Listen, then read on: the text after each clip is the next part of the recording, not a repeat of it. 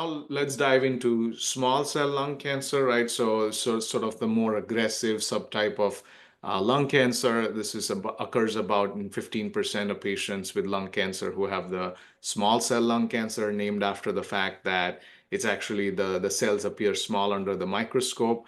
And for small cell lung cancer, we think very differently in terms of staging. So there's, no stage one, two, three, four, like we're used to seeing, Yeah. with lung cancer. We're just sort of looking at patients if their disease is limited to sort of a radiation field or within the lung, then we say it's a limited stage. And then obviously, if there is metastasis outside, we talk about extensive stage. So we have a couple key updates here. I think we'll start with the limited stage small cell lung cancer update with the Adriatic study. So typically, how we treat limited stage small cell lung cancer is by chemoradiation, and that has been the way over the last couple decades.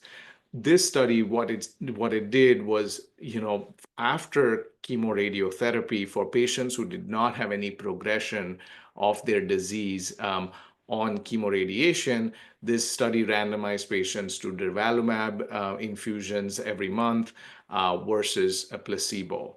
And again, this was done for a maximum of 2 years or until progression of disease or toxicity. And, this study reported results both for overall survival as well as progression-free survival. So, Fauzi, if you can walk us through some of the key results and update on this. Absolutely. It was actually, I remember we were together when they presented the study at ASCO. It was, very was a great atmosphere. So the results are unprecedented in small cell lung cancer. So addition of immunotherapy, which is durvalumab, after concurrent chemo RT for this limited stage small cell lung cancer, led to the cancer being controlled for a longer period of time, and then also patients living for a longer period of time. And for small cell lung cancer, this is a big deal for the cancer to be controlled and for our patients to be living longer. It's a very aggressive disease, high recurrence rate. So these results are really unprecedented. Especially as Akash said, this, the way of treating limited stage small cell lung cancer has not really changed in the past like 20 years. In terms Yeah. of adverse events, so yes, patients on the immunotherapy arm had maybe higher rates, or maybe actually similar rates of grade 3 to 4. So it was 24% in each arm that had grade 3 or 4 adverse events. But when you look at the treatment, at the like overall adverse events, it was slightly higher in the arm who received immunotherapy. When we do immunotherapy followed by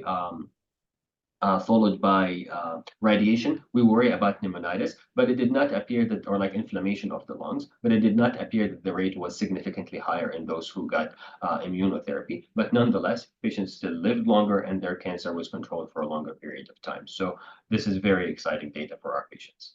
Yes, and I think we all anticipate an FDA approval to come through in the next few months. Yeah, But again, as it stands currently, it's not approved, but I think definitely practice changing, definitely absolutely.